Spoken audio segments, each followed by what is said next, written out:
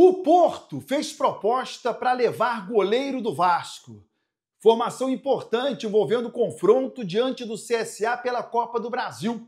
Domingo o Vasco pega o Internacional pelo Campeonato Brasileiro, poderá entrar em campo na zona de rebaixamento.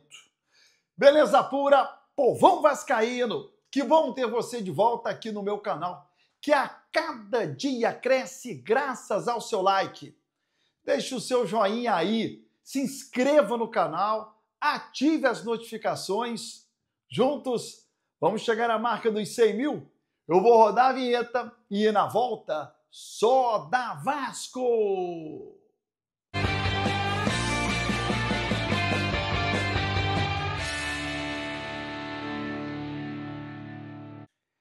Vinheta rodada! O tempo que você teve de se inscrever no canal. O meu muito obrigado.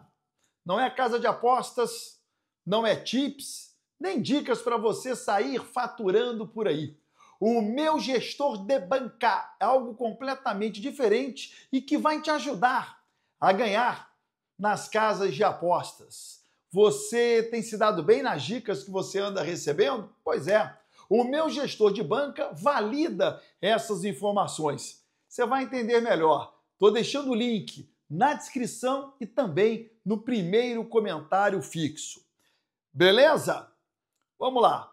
Primeiro tema aqui. O Vasco joga domingo diante do Internacional no estádio Beira-Rio. Importante o Vasco entrar em campo fora da zona de rebaixamento. No meio de semana, o Vasco não jogou e teve uma sorte, porque o Santos acabou não pontuando em casa diante do Internacional. Se o Santos empatasse, ia superar o Vasco na tabela, jogando o nosso time para a zona de rebaixamento. Isso não aconteceu. O Internacional ganhou do Santos na Vila Belmiro.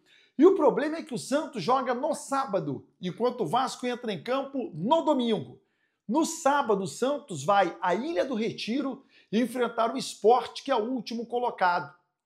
Se o Santos pontuar, empatar o jogo, ultrapassa o Vasco, que entra em campo contra o Inter na zona de rebaixamento, terá que vencer no Beira-Rio para sair da situação. Então teremos que torcer por uma vitória do Sport para cima do Santos na Ilha do Retiro, para que o Vasco não entre na zona de rebaixamento nesse final de semana, mesmo que tenha um resultado adverso diante do Internacional.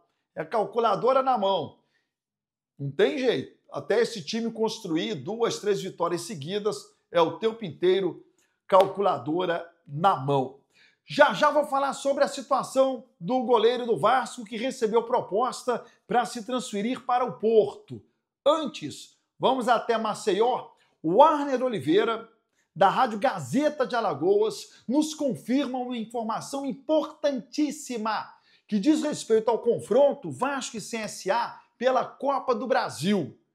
Partida importante, né, para o Vasco avançar para a próxima fase. O primeiro jogo no estádio Rei Pelé e a segunda partida em São Januário. O Vasco já entra como favorito, mas ainda há um elemento mais favorável ainda ao nosso time. Grande abraço, vamos até Maceió.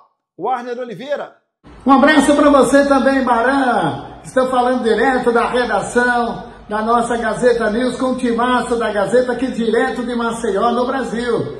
E tudo levando para você nesse momento a expectativa de tudo que acontece com relação ao CSA, que está disputando Copa do Brasil, está disputando Série C, Copa do Nordeste, pode ir à final da Copa do Nordeste, mas o objetivo principal, Leonardo Baran, está principalmente na Série C do Campeonato Brasileiro. Por quê? O planejamento geral do CSA é subir para a Série B de 2026. E para isso o time tem que fazer realmente um esforço muito grande. Tem 6 jogos ainda no restante da competição. E são 3 jogos fora, 3 jogos em casa. A CSA saiu do G8, já que 8 passam para a segunda fase e 4 vão se classificar para a Série B do próximo ano. Mas o CSA saiu do G8 no último final de semana, joga em casa agora contra o Londrina, um dos 3 jogos fora. os outros 3 serão aqui em Maceió. E por que estou falando esse balanço, fazendo esse balanço aqui para o seu programa?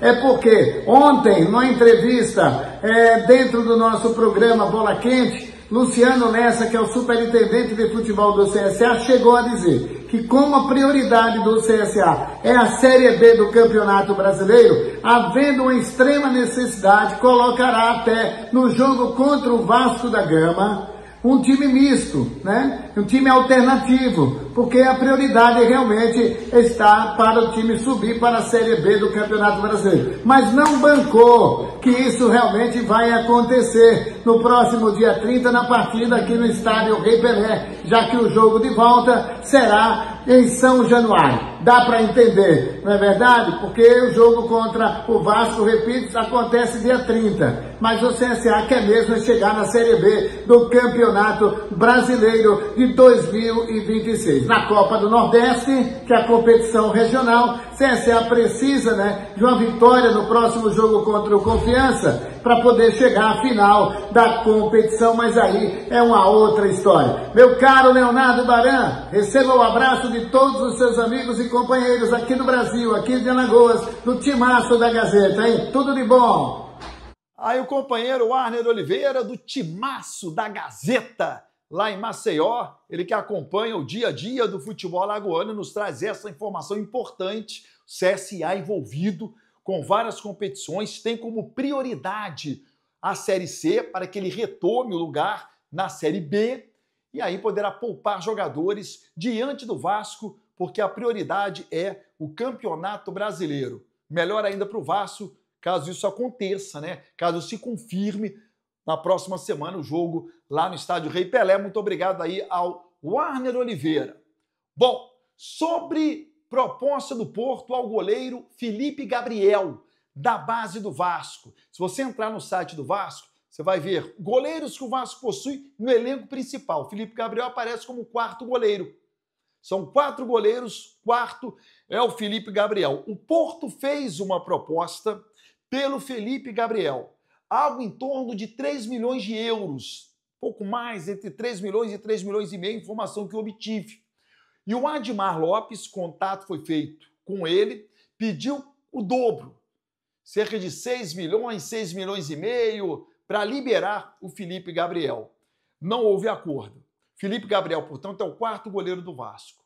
Felipe Gabriel não vai jogar tão cedo no Vasco, que renovou recentemente o contrato do Léo Jardim.